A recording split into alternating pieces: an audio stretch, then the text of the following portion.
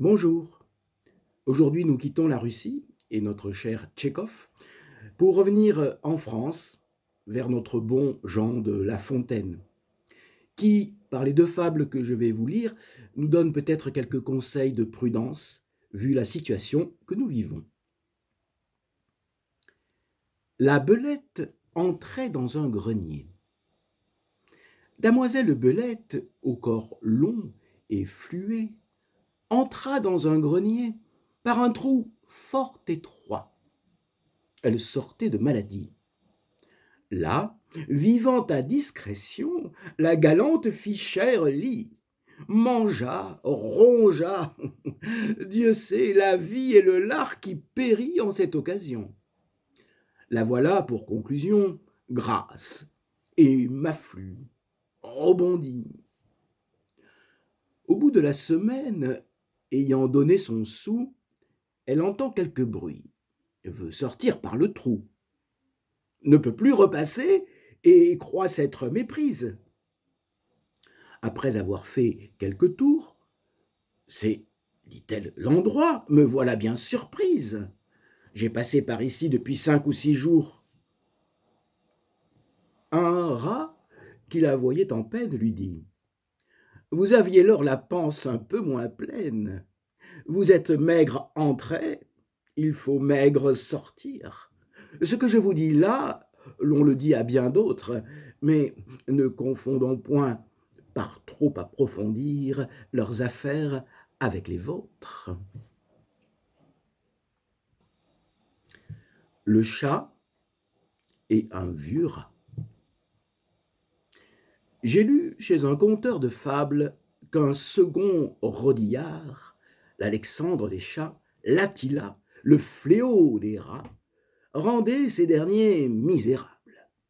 J'ai lu, dis-je, en certains auteurs, que ce chat exterminateur, vrai Cerbère, était craint une lieue à la ronde.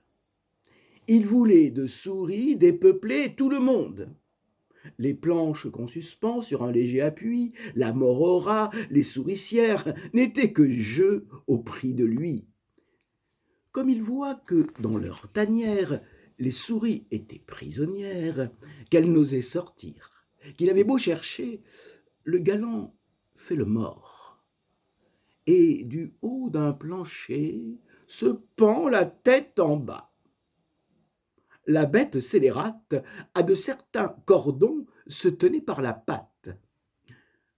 Le peuple des souris croit que c'est châtiment, qu'il a fait un larcin de rôt ou de fromage, égratigné quelqu'un, causé quelque dommage, enfin, qu'on a pendu le mauvais garnement. Toutes, dis-je, unanimement, se promettent de rire à son enterrement. Mettent le nez à l'air, montrent un petit peu la tête, puis rentrent dans leur nid à rats, puis ressortant font 4 pas, puis enfin se mettent en quête. Mais voici bien une autre fête. Le pendu ressuscite et sur ses pieds tombants attrape les plus paresseuses. Nous en savons plus d'un, dit-il en les gobant. Ces tours de vieille guerre et vos cavernes creuses ne vous sauveront pas, je vous en avertis. Vous viendrez toutes au logis. Il prophétisait vrai. Notre maître Mythis, pour la seconde fois, les trompe et les affine, blanchit sa robe et s'enfarine, et de la sorte déguisé, se niche et se blottit dans une huche ouverte. Ce fut à lui bien avisé. L'agent trotte-menu s'en vient chercher sa perte.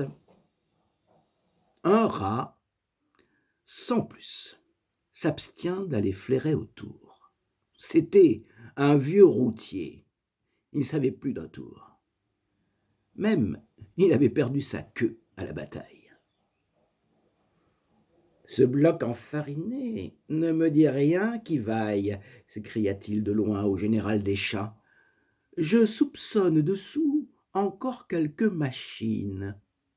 Rien ne te sert d'être farine, car quand tu serais sac, je n'approcherais pas. s'était bien dit à lui. J'approuve sa prudence. Il était expérimenté et savait que la méfiance est mère de sûreté.